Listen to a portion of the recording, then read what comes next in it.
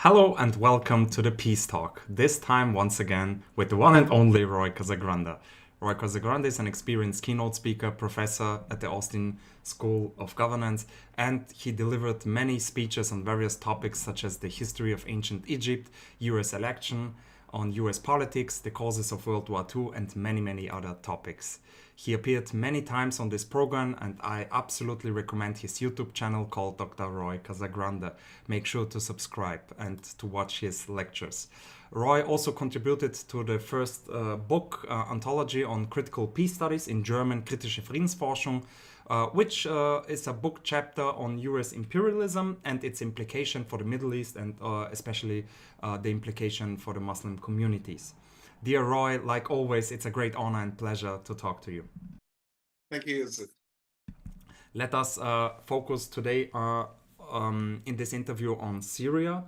As everybody know, there is a lot of tensions there, geopolitical tensions.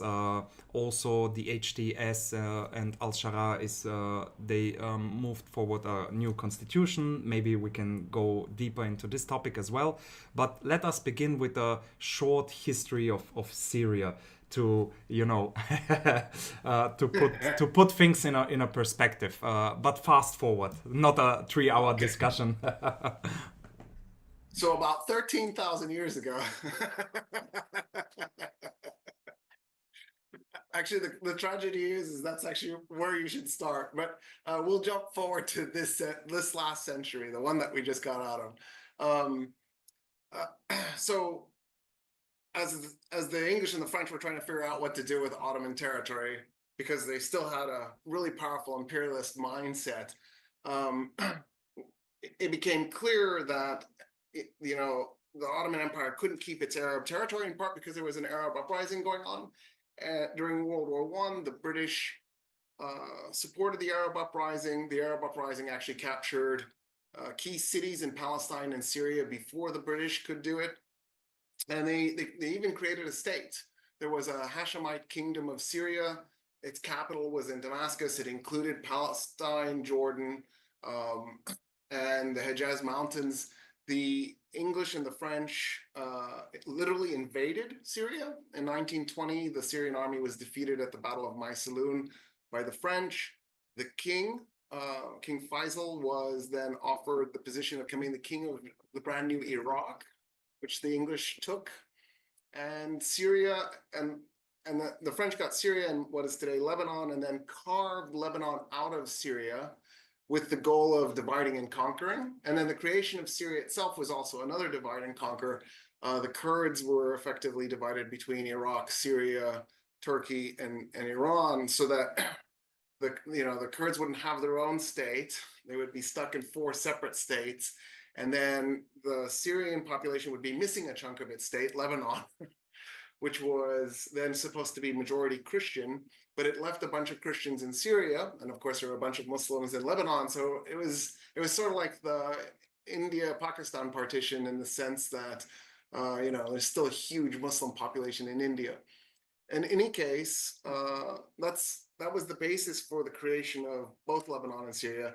In World War II, the Vichy French were effectively running Syria. And so the English invaded from Palestine. They invaded Syria, and they took it from the Vichy French and installed an allied government. And then as a result, Lebanon and Syria declared in their independence right after World War II, or right as World War II was ending Lebanon, and then Syria did it in 1946. And when Syria got its independence in 1946, it came out as a democracy. For those of you who don't know, Syrians are very well educated. They had a solid economy. To a large degree, the French thought of their occupation of Syria as another crusade, to the point where the general who defeated the Syrian army at the Battle of Maysalun, when he arrived in Homs, kicked Homs. I don't remember where Salahuddin is buried. He kicked Salahuddin's tomb and said, "We're back, Salahuddin." So, in case there was any doubt that this was another crusade, the Syrian state came out as a democracy. It elected its first president. His name was Shukri al-Quwatli. And then in 1949, 3 years later, the CIA launched its first coup d'etat and overthrew Shukri al-Quwatli, and in the process plunged Syria into just sheer, pure chaos. For the next 9 years, Syria ended up with like 11 different presidents. So it was like Italy. But it wasn't, because the government kept collapsing and you had democratic free fair elections. It was coup d'etat after coup d'etat. And Syria just couldn't get itself back together. Finally, in a twist of fate, Shukri al-Quwatli actually managed to get back into power. And he approached Gamal Abdel Nasser of Egypt and he said, we're done. The Syrian state is going to collapse. It's 100%. What the CIA did to us, we can't recover from it. There's two options going forward. The communists take over Syria and we end up becoming a Soviet satellite state, or Egypt annexes Syria and restores the state. And Nasser said, we're not ready to annex Syria. Egypt is in no position. It can't even take care of itself. And al-Quwatli made it very clear that the communists were going to take over Syria. And Nasser wanted nothing to do with communism in the Middle East. So he annexed Syria. He then mistreated Syria for 3 years. And then in 1961, Syria broke away. It then went through another 10 years of coup d'etat after coup d'etat, unstable government after unstable government, until in 1971, Hafez al-Assad managed to take control of Syria, and he ruled Syria for 29 years. He definitely was an authoritarian. There's no way to see it any other way. But he was an authoritarian that, I suspect to the large degree actually cared about Syria and cared about Syria's future, cared about the Arab world. He was not completely self-serving. He then dies in 2000, and there's a little bit of a tragedy here. His oldest son, Bushra, died in a car accident, by the way, on a ski trip to Germany. He was in the airport in Damascus, and he wrecked his car going 150 miles an hour, and he drove it into a barrier. So Bashar ends up becoming the heir because, right, in effect, they sort of turned it into a hereditary system. And so Bashar ends up taking over. And I think, a lot of people, including myself, were like, oh, he's Western educated, he's a dentist, he's gonna, or was he an ophthalmologist? I don't even remember. He had some medical degree, and he'll take care of his people and this will be good. And it turned out that whether through his incompetence or the people that had surrounded him, he turned the Syrian state into a predatory state, where in effect, his government leached off of the Syrian people rather than supporting and stabilizing the Syrian people. And he turned out to be a really big disappointment, which was, I think, a tragic misfortune for Syria, at least, if not the region. For the record, he and Erdogan of Turkey were actually really good friends, and they used to go on cruises together. And then the Arab Spring happened, and they became bitter enemies, and the cruises stopped. So the Arab Spring, of course, started in Tunisia in December of 2010, and then slowly spread across from one Arab state to another. It went to Algeria and Morocco, and then eventually ended up in Egypt, and began jumping out of Arab states and spread across the planet, even affecting places like Myanmar. The United States had the Arab Spring. It was called Occupy Wall Street. Spain and Greece had it. So it became a global event. In any case, really early on, Bashar al-Assad decided that he was not going to accommodate the Arab Spring. And he became very violent to the protesting population. He actually murdered a group of school kids who were doing graffiti, anti-government graffiti. And I think that's kind of the moment when people's minds snapped a little bit. And what started off as an uprising with protests and demonstrations turned into a bloody civil war. And it's not entirely clear the civil war is over. I'm hoping somehow it ends because, you know, we're in year 14 if it's still going. And that's, I think as a general rule, you should avoid civil wars. That's sort of my advice. But 14 years is too brutal. It's too long. Absolutely, Yeah. absolutely. Yeah. To sum it up, what role do you think did the Western imperialism, like the Sykes-Picot Agreement and many others, what role did this events played in the today's ethnic, territorial, and of course geopolitical tensions of today's Syria? What do you think? I mean, for one thing, they should have carved out a Kurdistan. There's just no two ways about it. What they did to the Kurds was deliberately evil, and the goal was not just to hurt the Kurds, but to then use the Kurds as a population that would never be satisfied in Syria, Iraq, and Turkey. They didn't have control over Iranian Kurdistan, but they could have conceivably carved even Turkish Kurdistan off in the surrender treaties. The way that Sykes-Picot originally went, the French were supposed to get what is today Iraq and Syria and Lebanon, but the English were going to get southern Iran. And when the English didn't get southern Iran, they took Iraq. So that became their compensation for not getting southern Iran. And then Syria was the geographical Syria, not the Syria that is today. But then the French decided that they wanted to improve relations with Turkey. And so they actually carved off a piece of northern Syria and gave it to Turkey as a gift. And so that also then had an effect on Syria because it was missing now two pieces. It was missing the northwestern piece, and it was missing Lebanon, which definitely very negatively impacted its economy. Syria had a Shia population, a Sunni population, and a Christian population. The Sunnis were the majority. They have always been since, you know, last 1,000 years, 900 years.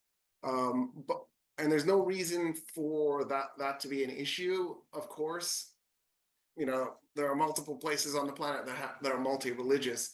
The thing is that under French administration, they intentionally pit the Christian population off against the Muslim population. The goal was to divide and to make people feel separate and alienated, and that's why they created Lebanon.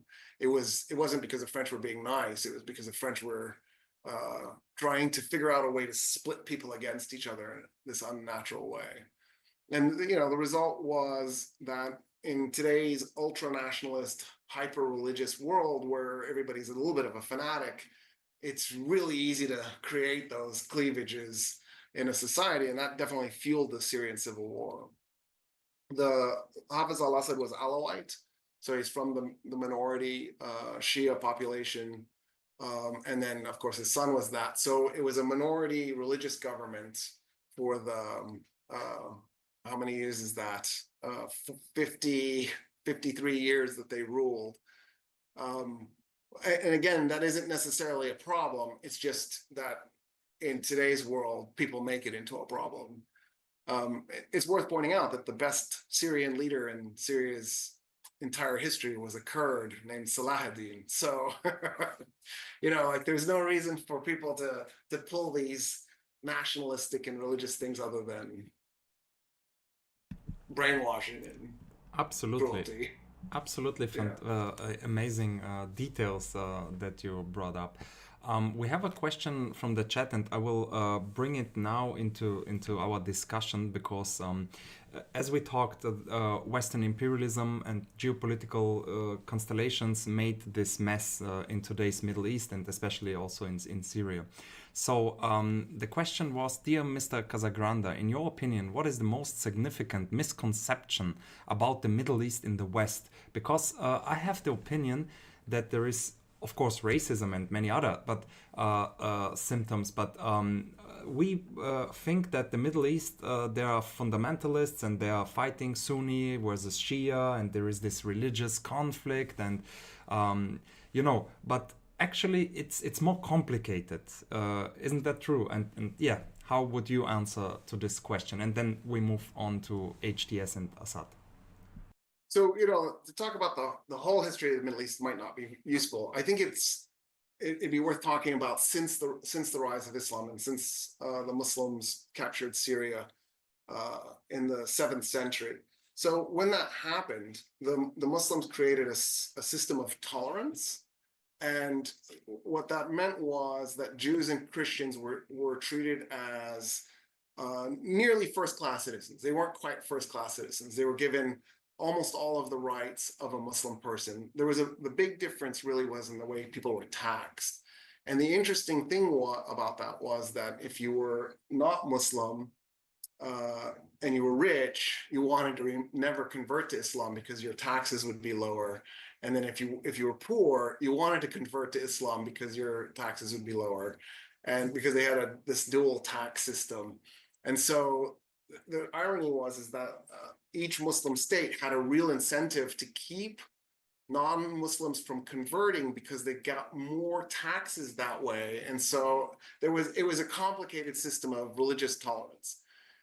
They later expanded it to include Zoroastrians, and then, when the Mongols were in India, they included Buddhists and Hindus. In other words, there was this principle of tolerance. Having said that, every once in a while, that principle of tolerance definitely failed. And it's not that there was never religious persecution, but in the Middle East, there was never systematic religious persecution. It was, sporadic. It came from time to time. If you look at the Middle East history over the last 1,400 years, it has been a relatively peaceful place.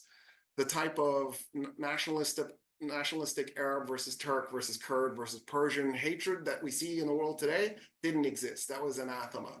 Like, it never occurred to anybody during Salah ad-Din's reign, like, oh my God, a Kurd is ruling us. That was a non-issue. It just, nobody would have cared. Who cares? He's one of us, is how they would have thought.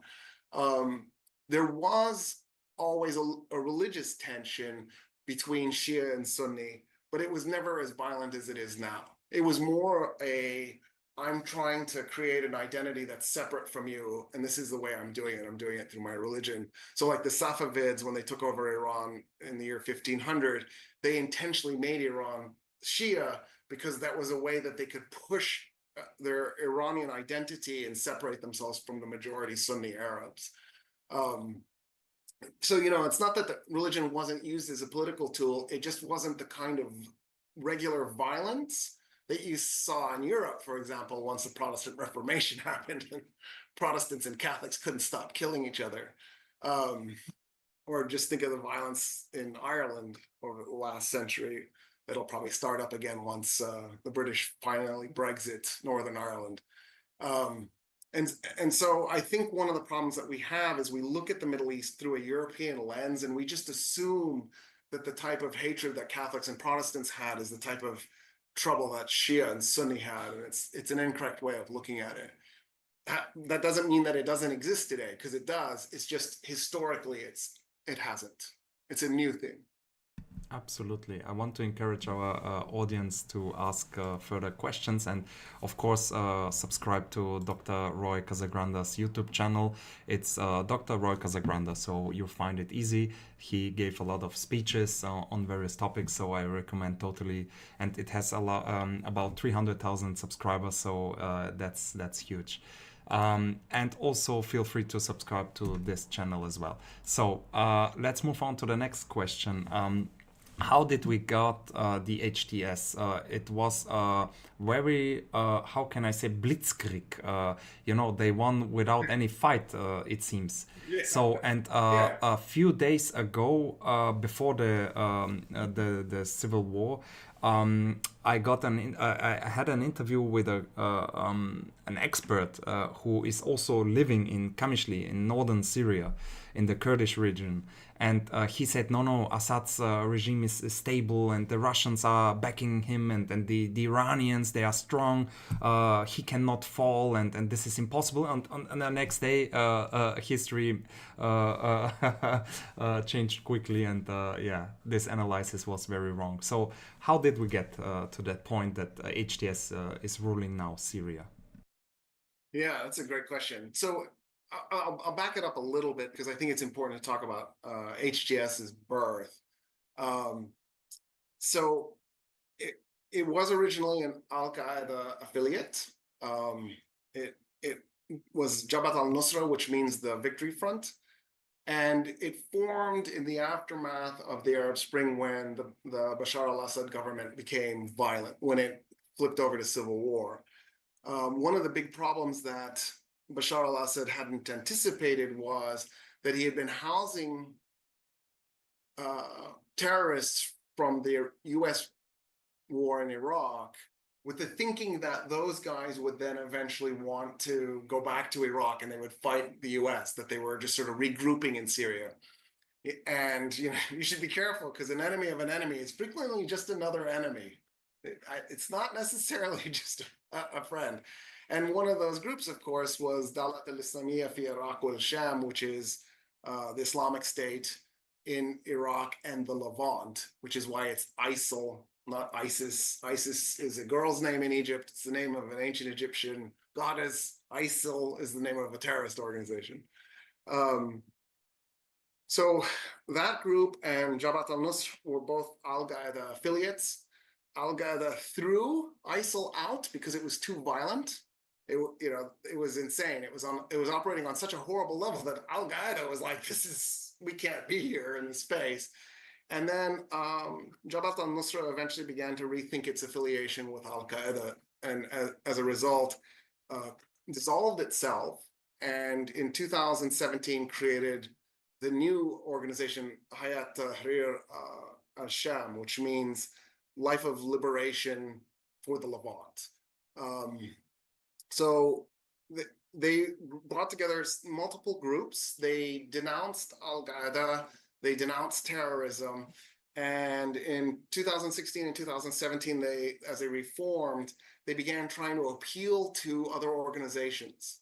It's worth pointing out, Jabhat al-Nusra was already, before they quit Al-Qaeda and before they tried to reform themselves, they had already started to show that they were different from other organizations.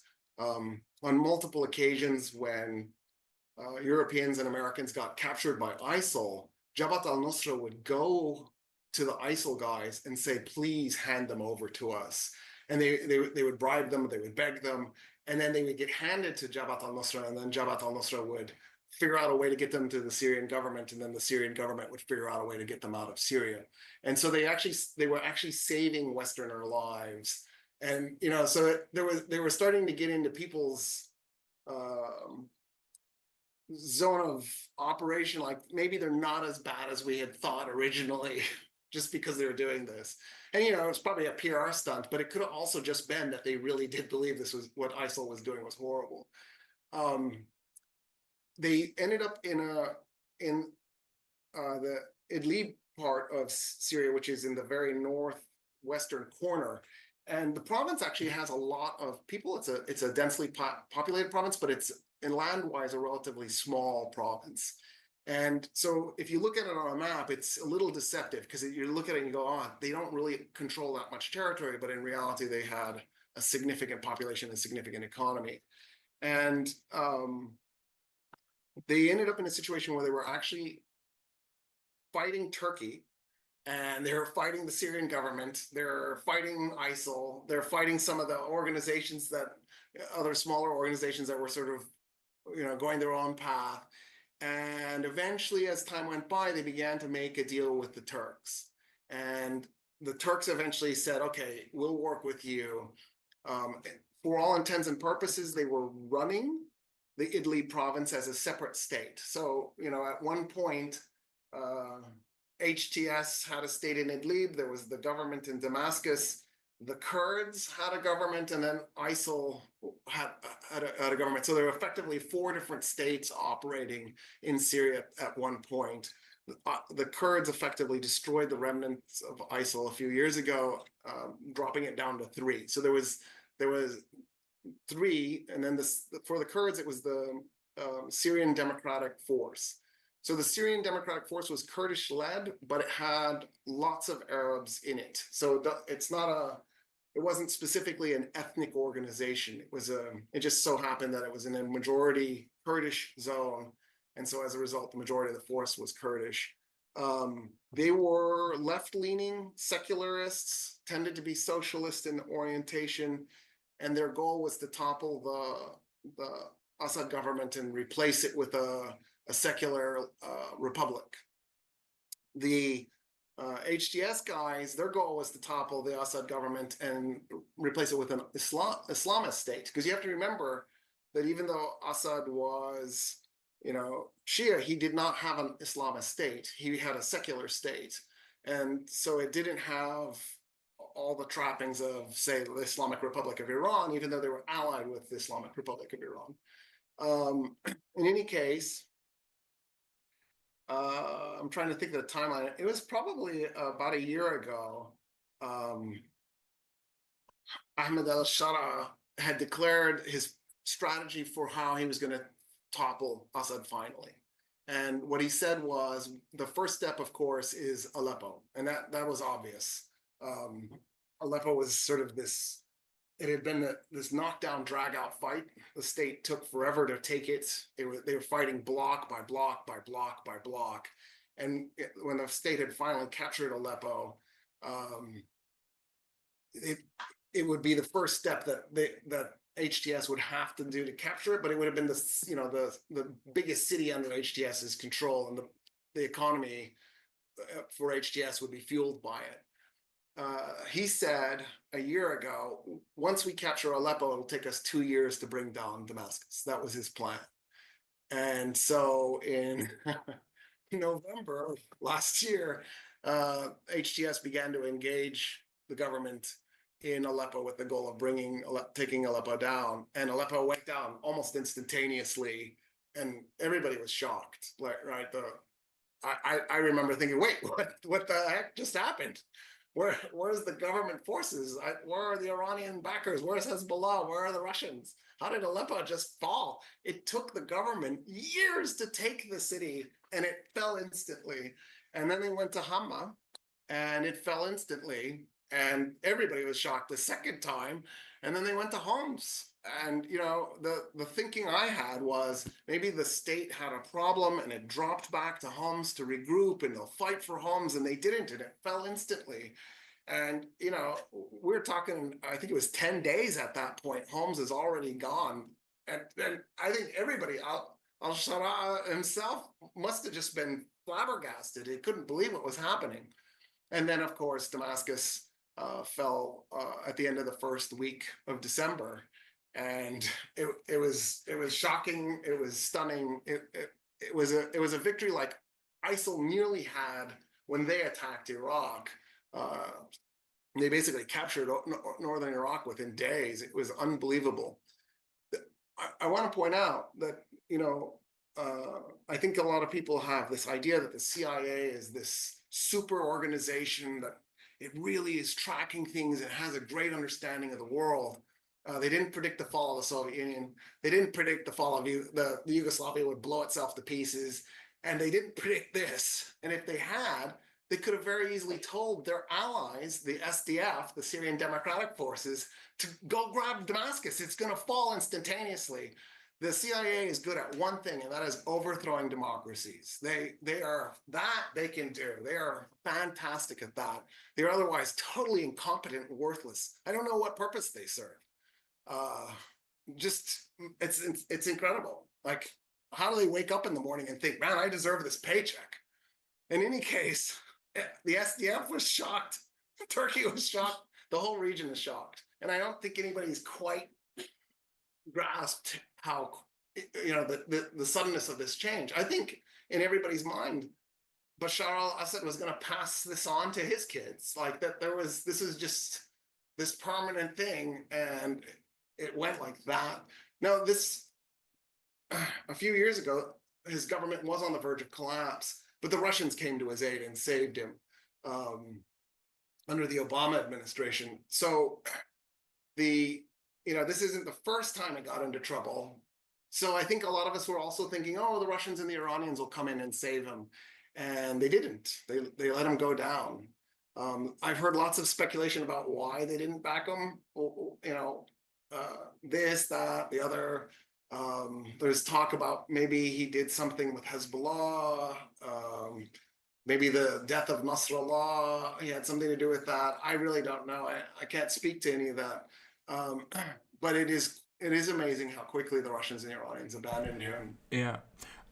Dear Roy, let me disagree with you that the CIA is useless. They have Okay. they are perfectly in wearing black wonderful ties and black suits. So I love their outfit. So they are handsome guys. They are handsome guys, good looking. So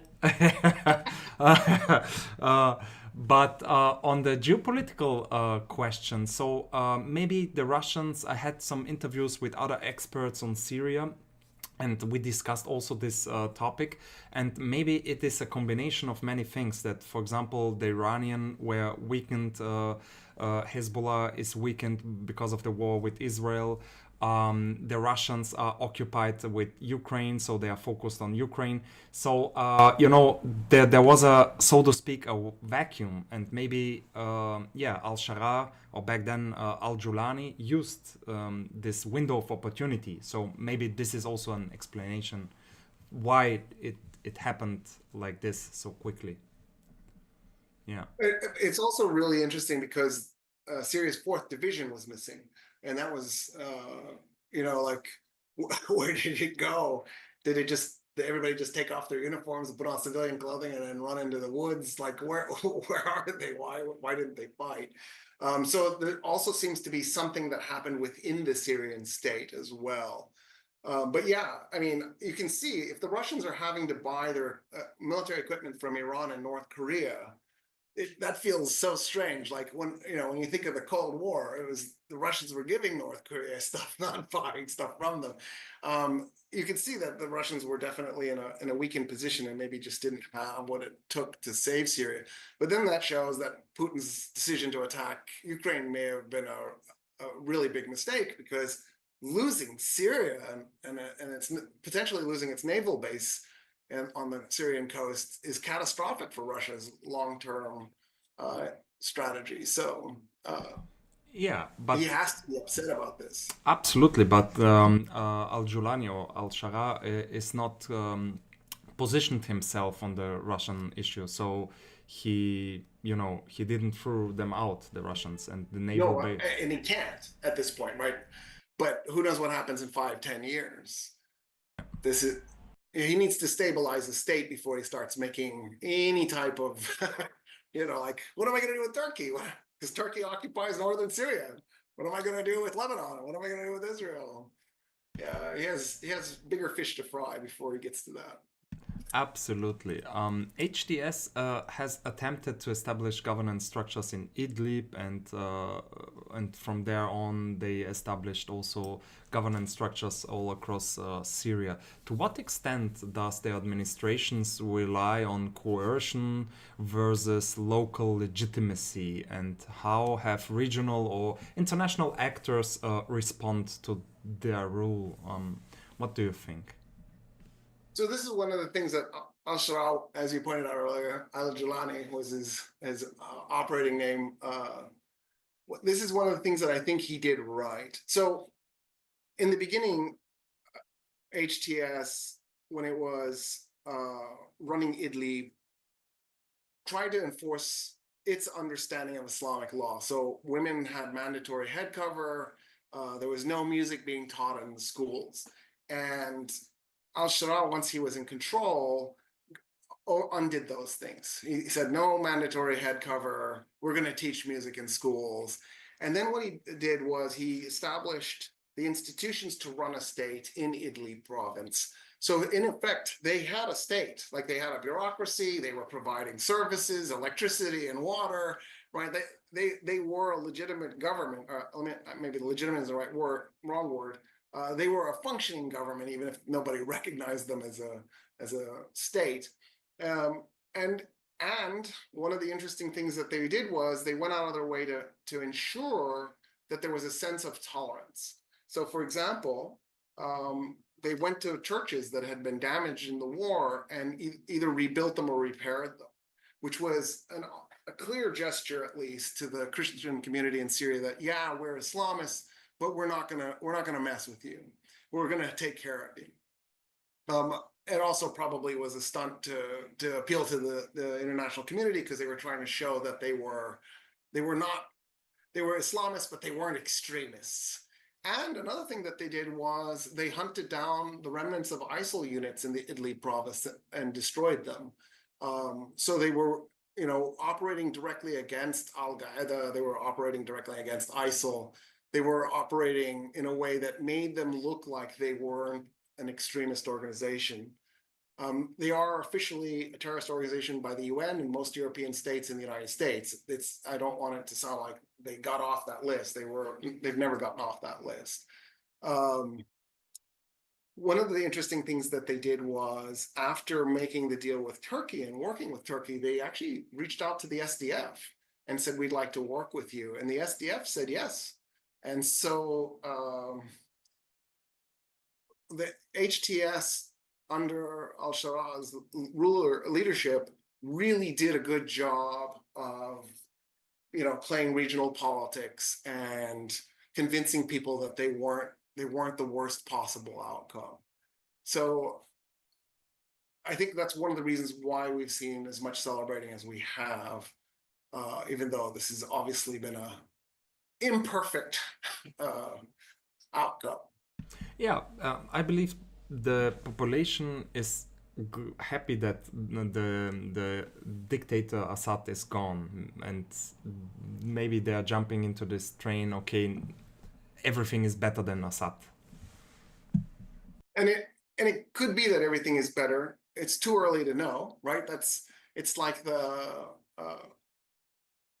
Croesus when Solon meets Croesus and says, Croesus is convinced he's the happiest man on earth because he's so rich. And Solon goes, "I can't know if you were the happiest man until you die."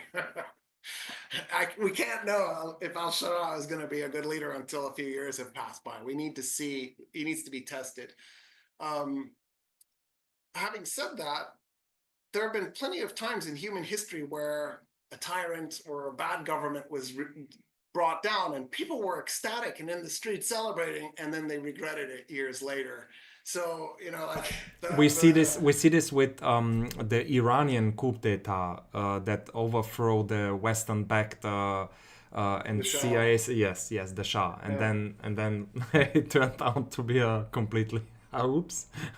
Yeah, I mean, Iraq is also a great example of this. Getting to Saddam Hussein turned out, maybe not to have been the best outcome for the Iraqi people. They've had one terrible government after the other. So the pessimist part of me is, let's wait and see. Even though I think there are some signs that this might be okay. We'll have to wait and see. There's also some signs of concern and worry. Absolutely. In a locker room talk, I told a friend of mine some sort of a conspiracy theory that I assume that al-Shara is a CIA agent and Assad because he was so many times in prison, and he came back and then suddenly he appeared as this guy that managed everything and is diplomatic, knows how to dress and speak and be diplomatic with everybody, with Israel, with Turkey, and it didn't make sense. But you said in the beginning that if the CIA knew what was going on, then maybe they would back up the democratic forces of Syria to join the intervention. And so you answered already a little bit this question. So and of course it was some sort of a joke and locker room talk, so Well, there is another option, and that is that the CIA is evil and they did know that Bashar al-Assad's government was weak and it could be taken out, and they intentionally didn't tell the SDF because they wanted the worst possible outcome. Okay, let's put speculation aside. Speaking about Turkey and Erdogan's role in the Middle East, how has Turkey's relationship with HTS shaped the geopolitical landscape of Syria? What does that mean for the Kurds? What does that mean? Because if I remember correctly, al-Sharia first visit was to Qatar to the Saudis, and then the second visit was to Turkey, I believe.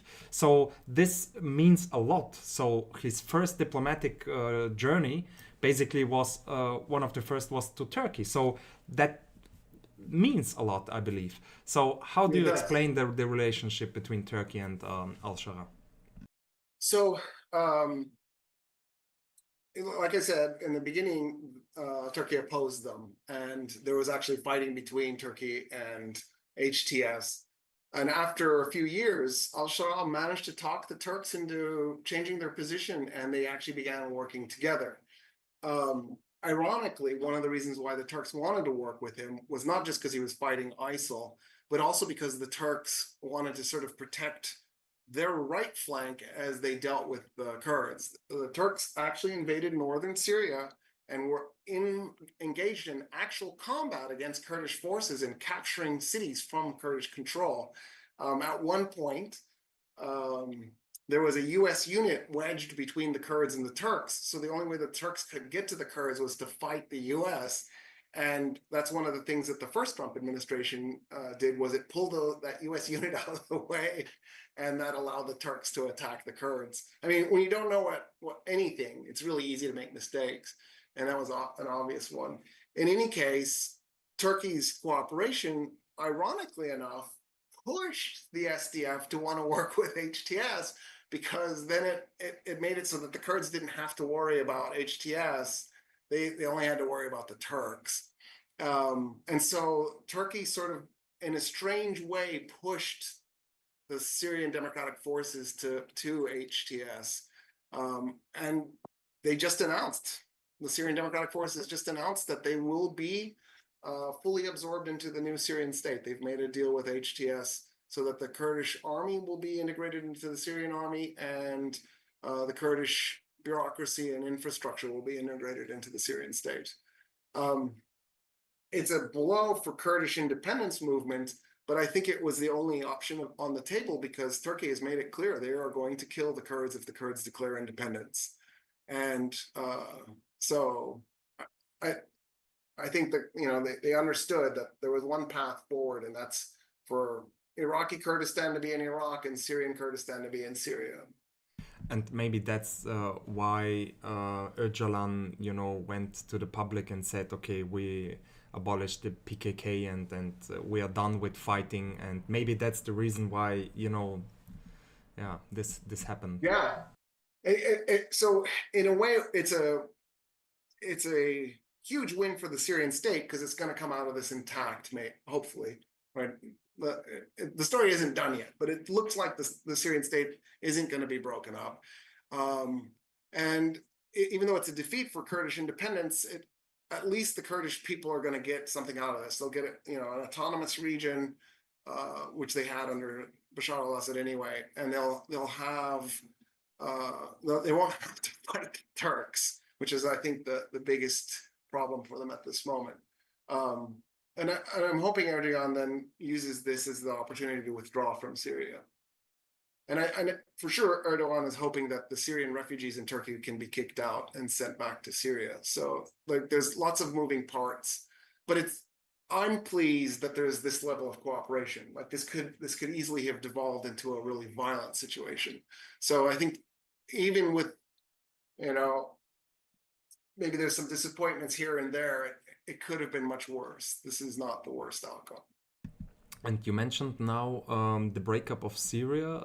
So how can we imagine that? Like the Balkanization of Syria, small autonomous regions, or what? How can one imagine? Or Turkey will grab northern Syria, Israel will grab the not only the Golan Heights, but they will move on, and maybe Iran will get a piece, or how can one imagine this breakup? Yeah, if I don't think the Syrian state will break up at this point. I think al-Sharaa is in a good enough position. He should be able to hold it together, especially now that the SDF has made the deal. Obviously, they just signed the deal, so it still needs to be fully implemented, and that's going to be months, if not, you know, a year or two, and before that happens. But yeah, I mean, I think the possibility that the Russians would sort of create an enclave around Latakia so that they can have their military. HTS would rule the Idlib province, and then there might have been a Sunni state based in the south, and then a Shia state in the center, and then Kurdistan would have gone independent, but it would have had to fight the Turks. That was on the table for sure at one point. I think it's off the table, so I don't see it as an issue. Erdogan has big ambitions. He thinks that there's another Ottoman Empire on the horizon, and I think his hope is that first Libya, then Syria, and I don't think he's going to get his way, but I think that's what he's thinking. I think that's his big move. You mentioned it already, but let's dig deeper a little bit into the United States, so the US role. The US has prioritized defeating ISIS or ISIL in Syria while avoiding direct conflict with the groups that are now HTS, despite both being designated as a terrorist groups. So how this selective focus empowered HTS in Idlib, and what does this reveal about Washington's broader strategic dilemma in Syria for balancing counterterrorism with the opposition of Assad, the Russian Iranian influence, and it's a mix of also they are in a dilemma with Turkey because they are both NATO states, and this is a contradiction, because they are two proxy of NATO are basically fighting with each other. So we see that the US is some sort of in a dilemma, caught in a strategic dilemma. How would you analyze the US role? I mean, first of all, I don't think the U.S. has a coherent foreign policy anymore. I'm not sure the U.S. has had a coherent foreign policy for decades. One of the problems that the United States has been suffering from, at least in the last 25 years, is that George Bush Jr., actually even Bill Clinton started unraveling decades of U.S. foreign policy. But George Bush Jr. took a baseball bat to it and just destroyed U.S. credibility, wrecked decades of work. Obama tried to restore the empire back to its former glory. He didn't really succeed on a grand scale, but he got some wins here or there. And then of course Trump unraveled it even more. Biden didn't do much, and then Trump is unraveling it even more. So the empire should be completely dead within another 3 or 4 years at the rate Trump is going. In any case, because of the lack of coherent policy, I mean, the State Department always tries to make some kind of coherent policy that goes from president to president. I feel bad for the guys that work in the State Department because it's a daunting task, but it's even harder when your president is Donald Trump. Because in one sentence he'll say the most insane thing, and then the next sentence he'll say another insane thing, and you're like, how can he say so many insane things? Because of the incoherence in U.S. foreign policy, I think that's why there was the situation was even created where HTS could bring down the Syrian government without the SDF even knowing there was something on the table. There is also a strategic reason in letting that happen, and that would be that it would make Turkey happier. I think Turkey would have been really nervous if the SDF had succeeded in toppling the Assad government, because they would have seen it as somehow a victory for the Kurds. So in a way, maybe this was the best possible outcome, not necessarily for the US, but just to make the Turks happy. Because of that proxy war that the United States and Turkey were fighting in Kurdistan, it really hurt US-Turkish relations to the point where Erdogan was buying equipment from Russia. The NATO treaty explicitly bans and prohibits a NATO ally from buying Russian equipment. So this is bad. This is a sort of a bad result, at least for the NATO alliance. I don't know if y'all know, but Trump doesn't support NATO, so I think you should just assume the United States is no longer a member. Let's move on to the next big player. How would you describe and analyze the role of Israel in this region? HTS leader Ahmed al-Shara, said that this advances of Israeli's army is unacceptable, but he didn't answer, so to speak, neither military nor with political, pressure. Maybe he don't have the leverage effect, but how would you analyze, the HTS position on Israel, and how would you analyze Israel also in the region? Because Israel frequently did strike on Iranian assets in Syria, the proxies, the so-called axis of evil, or the other side says it's the axis of resistance in Syria and also in Tehran. So it destabilized, of course, the regime-held areas. And maybe this also gave the opportunity for HTS to, conduct this military operation. What is your analysis on Israel's role and the HTS position on Israel? Yeah, so I think al-Shara has a real problem, and that is he can't afford a war, right? He needs to stabilize the Syrian state. He needs to build infrastructure. He needs to repair the destroyed buildings. He has to somehow convince everybody he's not an extremist. He doesn't have the ability to fight Israel militarily. So I think he's stuck in a position where he has to simply tolerate an Israeli occupation of part of Syria, at least for the time being. And then maybe once he stabilized his state in a few years, he could start looking at, moving Syrian military assets and playing a game of chicken with Israel. The reality is that South Africa apartheid South Africa was in a very similar position, right? It was occupying Namibia, and it was fighting in the Angolan Civil War, and there was violence taking place in Zimbabwe and Mozambique and Zambia, because the South African state, the apartheid state, was flailing and trying to somehow hold on to power. And it basically just started a war with every one of its neighbors except Botswana and Lesotho and Eswatini, although at the time it was called Swaziland. It eventually just sort of ran out of fuel and had to surrender and negotiate a deal. And I feel like Israel is in a very similar position, right? It's fighting in Gaza, it's fighting in the West Bank, it's fighting in Lebanon, it's occupying Syria, and it's been bombing Syria for decades. It's been bombing Lebanon for decades. Imagine if there was a state, just randomly attacking European states right now, militarily occupying another European state. Europeans would be going crazy. They would think this is a crime against humanity and a war crime, and they would be talking about how they need to send money to Ukraine because it is happening, and they would be outraged. And they would be upset that part of Ukraine has been annexed by the Russians on paper, if not in reality. And so there's this constant double standard that people use when they talk about Israel and what they do. And al-Shara has no choice but to operate within that double standard. The reality is the average white person in Europe and the United States sees Arabs as subhuman, and they just simply aren't afforded the full rights of a full human being. And so he knows he'll never get any support from the UN because the Security Council of the United States will veto everything. And Germany and Central Europe and Great Britain will run around protecting Israel. So there's no way to get international support. So what do you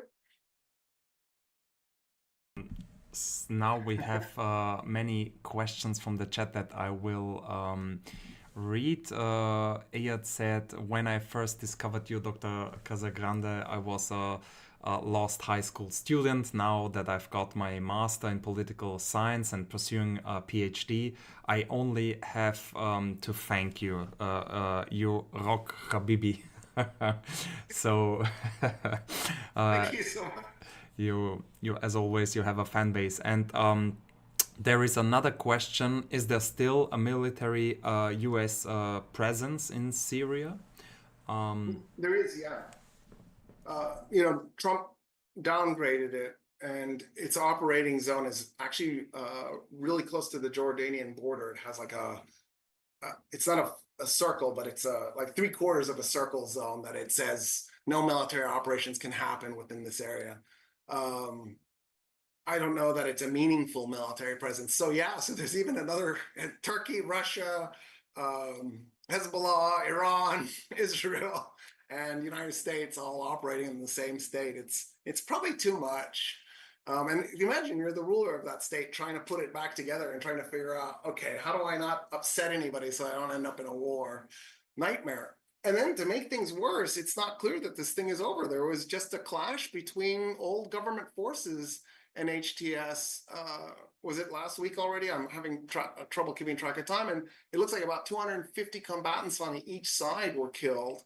That's a major event. And then in the aftermath of that, it looks like there was retaliatory massacre that took place. And I've seen numbers as high as 1,200 people, mainly Alawite, mainly Shia, were murdered in the aftermath of this. So if you're al-Shabaab, you're trying to figure out how to get that to stop and finish off the remainder of the Syrian government, the Bashar government. I don't envy his position. I'm worried that he's going to take steps that are authoritarian. For example, this interim constitution, it gives him basically complete power for the next 5 years. That's not necessarily a bad thing. If you think about it, Syria has been through 14 years of civil war. So much of the state is destroyed, so much of its infrastructure in ruins, millions of its population aren't even there anymore. Maybe 1 million are dead, somewhere between 500,000 and 1 million are dead. Syria needs stability. Having an authoritarian state for the next 5 years might be perfect. I'm not necessarily against that. And then, they're saying that in 5 years, they hope to have democratic elections and a new constitution.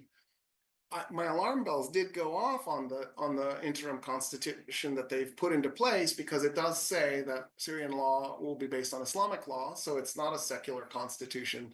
And it has the provision that the president has to be a Muslim. I don't really necessarily have a problem with that, except it makes it clear that this isn't a secular constitution, right? And so I'm nervous because I'm worried that they're going to try to do something that will long-term create another authoritarian situation, and Syria will end up in another civil war in 40 years. Like that, this won't solve it, because there needs to be some kind of mechanism to make sure that the voices of the minorities in Syria are heard.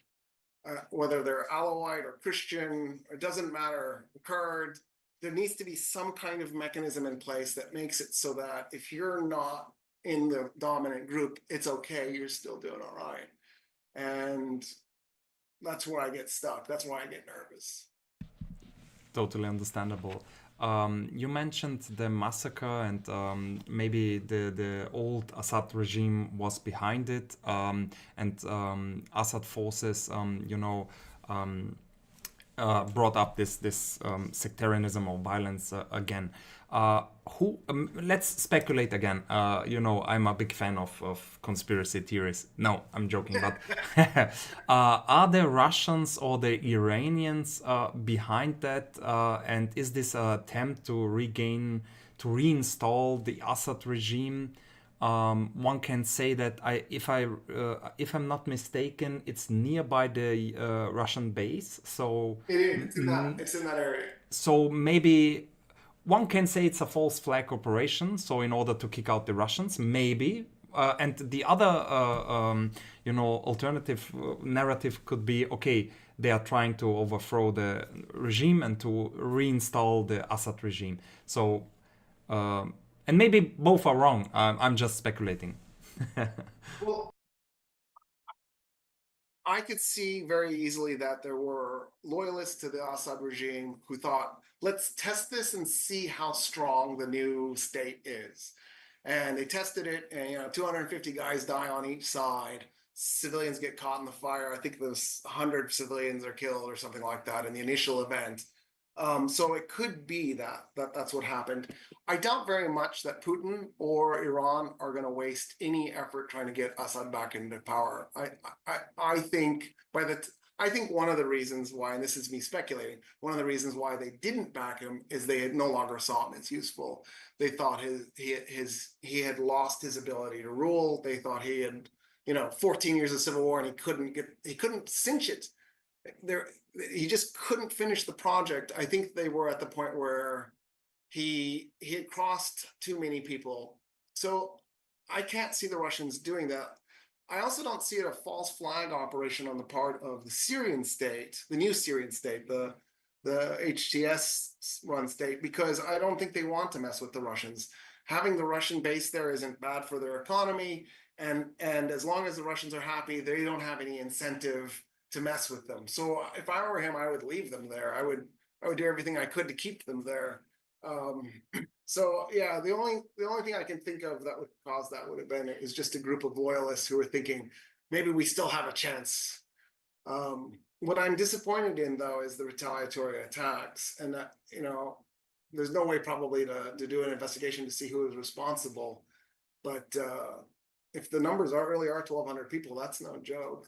That was a really nasty event, and it was in the Alawite majority area, so I'm assuming that it's the majority of the dead were Alawites, which also makes it bad because it's back to the sectarian violence. Let's maybe touch on a key player that is not famous in intervening in the Middle East. Maybe, okay, they broke the deal between Saudi and Iran. But China has positioned itself as a potential investor in Syria and reconstruction, backing its Belt and Road Initiative with diplomatic, shielding of Assad at the UN. We can see this, we can trace it back. Could Beijing's economic interest eventually, intersect with the HTS-held territories, and how might China navigate, its interest in Syria and maybe with this Belt and Road Initiative? Is Syria a potential, candidate for the BRICS? And what is the future of Syria in regard, from the perspective of a Chinese, or from China? What do you think? What role is China playing in Syria? Yeah, that's a great question because China definitely has been working really hard on its Middle East angle. If the Chinese play this right, now is the perfect time to invest, right? The country has been crippled by 14 years of war, infrastructure is destroyed, historical sites are damaged or destroyed. Now would be the time to come in with a few $1 billion and make friends and get some bargain deals and build Syria's economy. I wouldn't do that. I'm not saying that China should do that. I think Europe should do this. I think the United States should do it. I know that Europe and the United States won't because it's a Muslim majority country and they're brown. And Europeans and Americans just can't get past their racism. But this is perfect for the Chinese. They'll get in there and they'll roll up their sleeves. They'll get some work done. It would be strategic if they wanted to have direct access to the Mediterranean, because if they keep their partnership with Iran going, then and they go through Iraq, they come out to Syria and they're on the coast in the Mediterranean.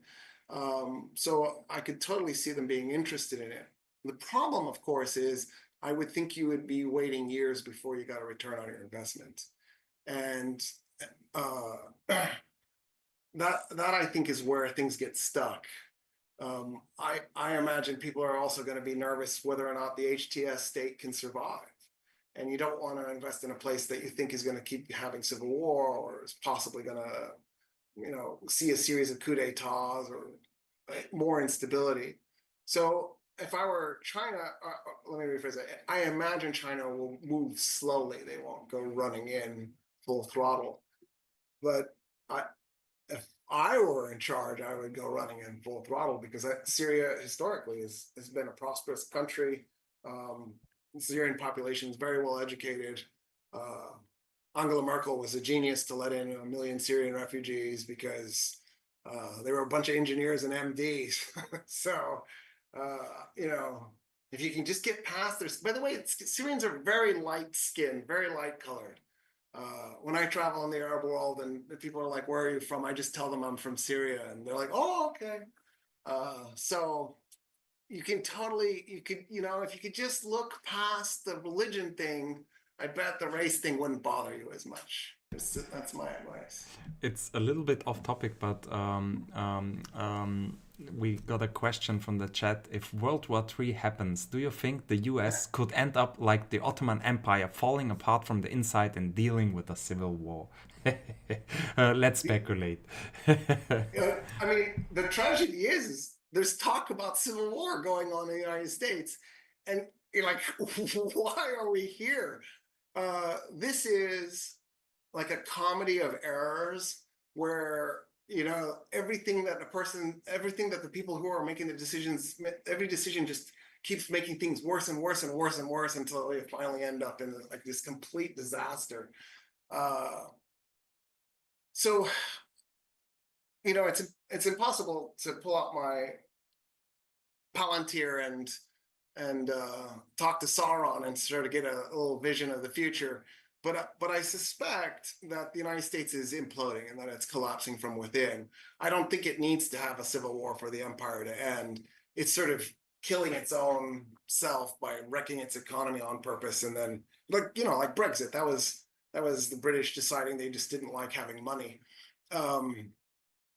So I can totally see the United States wrecking its foreign policy, wrecking its trade agreements, and sort of taking itself out slowly that way.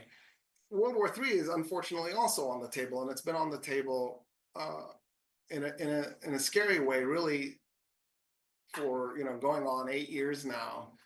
And one of the reasons it's on the table is because Trump's foreign policy is so erratic, and he takes such crazy, unnecessary risks from time to time, not just for rhetoric, but sometimes actions, like when he murdered General Soleimani in Iraq, the Iranian general. It's very easy to imagine a scenario where somebody makes a mistake and responds incorrectly, and the next thing you know, missiles are flying for some reason. Just stupid decision gets made. I'm hoping cooler heads can prevail. In the first Trump administration, we had General Mattis as our Secretary of Defense, and at least on 2 occasions, he just simply ignored Trump's orders, which is totally unconstitutional, but who cares? And those 2 orders could have easily escalated towards World War III. One of the things that I hope is true is that,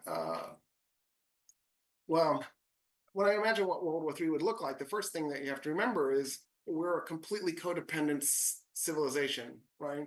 It's not that the world has 200 civilizations. There's one civilization with 200 states that are 100% completely codependent on each other. So once World War III broke out, the trade would go away and starvation would be on the table, and the functioning of the global economy would completely collapse. And I would think within about 2 years, every major power would be on its knees, incapable of operating. Having said that, even if somebody started to lose militarily, they would just say, all right, we're losing, we accept that, but we'll nuke you and kill all of you.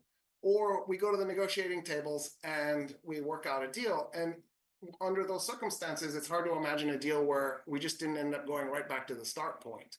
Because even if you were on the losing side, because you have the nuke and you could just simply wipe out humanity out, there's no reason for you to surrender. And so I don't see how World War III ends up in anything other than just a bunch of starvation and broken cities, but no meaningful changes on the other side. What I think the problem that we're facing right now is that for whatever reason, human beings in electoral republics have lost their brains. The United States has lost its mind. Many European states have lost their mind. There are some that are holding it together. Like, I thank God for the Republic of Ireland. Just keep going. You can be an example. You can, like, a guiding light. Finland, Iceland, you're glorious. Just keep going. Just ignore the rest of the crazy. You'll be okay. Spain. There's some hope. There's some hope in all of this madness. I'm beginning to think it's CO2 levels inside people's homes. CO2 makes your IQ go down, makes you angry and paranoid, which is exactly how everybody's been acting in the United States and Europe lately. So I'm just thinking, open your windows, breathe some fresh air, go for lots of walks, Drink cool bad decisions. water. What? Drink cool water. Water. Like if your main source of liquid intake is soda and alcohol, you're probably making a mistake. You're probably not doing yourself a service. Also, maybe cut down on the pot consumption. I feel like there is just too much pot consumption. I'm not saying don't ever use pot. I'm just saying in moderation. Moderation. It'll Swiss cheese your brain just as fast as alcohol will. So Nice. yeah. Nice. We touched on the health issue as well. World War III, geopolitics, speculations. We got everything: history, politics, religion. Now we are perfect. So, okay, let's end up this interview with the last and final question. To end like a Hollywood movie with some positive aspects. Under what conditions could HTS transition from a designated terrorist group to some sort of a politically recognized entity, maybe even in the best case democratic, open, what is your advice for the Syrian people? Or let's bring up some hope and some positive aspects.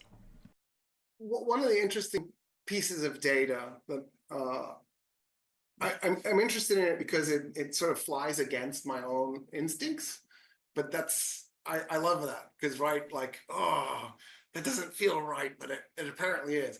If you look at post-colonial states, so after the British and French empires dissolved, the states that came out authoritarian are better off today than the states that came out as democracies. In other words, that in that transition period, it was really useful to have, and there are exceptions, obviously, there are even big exceptions, but as a general rule, it appears that in that transition period, it's nice to have a person who has a firm hand to guide the state in one direction or another. And so I don't think it's a problem that at least for the next 5 years, Syria will not be classified as a democracy. I don't think that's an issue at all. I think the most important issue is that the Syrian state stabilizes, it ends the civil war, it comes out as an intact unit, things are looking good in that direction. But to really work, it's about the economy. So my son and I play a game called Rise of Nations on Roblox together. And this is probably about 2 years ago, 3 years ago. So he's probably like 12 at the time. And he went, have you realized it doesn't matter how big your army is. It doesn't matter how big your Air Force is. At the end of the day, the only thing that really matters is the size of your economy. And I was like, yes, Roblox is awesome. Because that's really it. Warfare today is about economics. So having said that, so is peace. Peace is about economics. If everybody has what they need, there's less incentive to go to war. One of the reasons that the Syrian civil war broke out in 2011 was its agriculture system was falling apart, its economy was falling apart. There had been too many years of a predatory government plundering the state. And so if people don't start investing in Syria, sending money, sending businesses, helping with infrastructure, then I think Syria is doomed, just like Afghanistan was doomed after they threw the Soviets out. Right? The United States spent all that money fighting the Soviets. And then as soon as the Soviets were out, the United States forgot that Afghanistan existed. And we ended up with a bloody civil war and the Taliban on the other side. There's no reason to think that the same won't happen in Syria. What I'm hoping happens is that Europe, the United States, somehow figure out how to get past their racism and invest. China invests, Russia invests, that there's so many countries investing, they kind of cancel each other out. And I'm also really hoping that the GCC states will heavily invest in Syria. I think it's a good opportunity to stabilize Syria, and it'd be a great opportunity to bring Syria into the fold of states that are already in a cooperative agreement. You have to realize that one of the roles that Israel is playing these days is really kind of insane. The Egyptian military is mobilized in the Sinai. The Jordanian military is mobilized. Egypt and Israel are allies. you're screwing up your foreign policy when your allies are moving their armies to your border. You know what I mean? Like, that is an epic fail. Talk about not thinking something through. My hope is that somehow Saudi Arabia, with its economic might, can rein in Syria, tone it down. MBS's vision, the UAE's vision, if they can sort of bring them along using, you know, Qatar's influence, I think this could turn out okay. You wanted a hopeful thing. The possibility that this turns out okay is on the table. Whether it will or not that's up in the air. I'm nervous. I'm worried. I'm not biting my nails though. I'm not that worried. Uh, I'm not worried about the Jordanian or Egyptian military because, you know, the US aircraft carrier USS Abraham Lincoln and many other warships are in the region nearby Israel. So, you know, the US, the big brother is watching closely. So, but yeah, you're right. It's a contradiction that we see that even Saudi Arabia wanted to. I believe one of their conditions was if the occupation will end and the Gaza conflict will end, we accept the state of Israel or something like that. So even the Saudis, I believe, had a big statement on the Gaza issue. So yeah, the whole world is watching. The whole world. Yeah, not every academic, but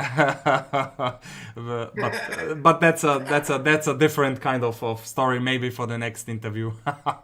Dear Roy, it was a pleasure, and I learned a lot like always. And you are such a gifted storyteller, and you have such a huge knowledge, and you know so many details. It was a pleasure listening to you, and I thank the audience for having the patience to listen to us for more than 1 hour. Yeah, thank you, Roy. Have a nice day. Thank you, Josef. It was so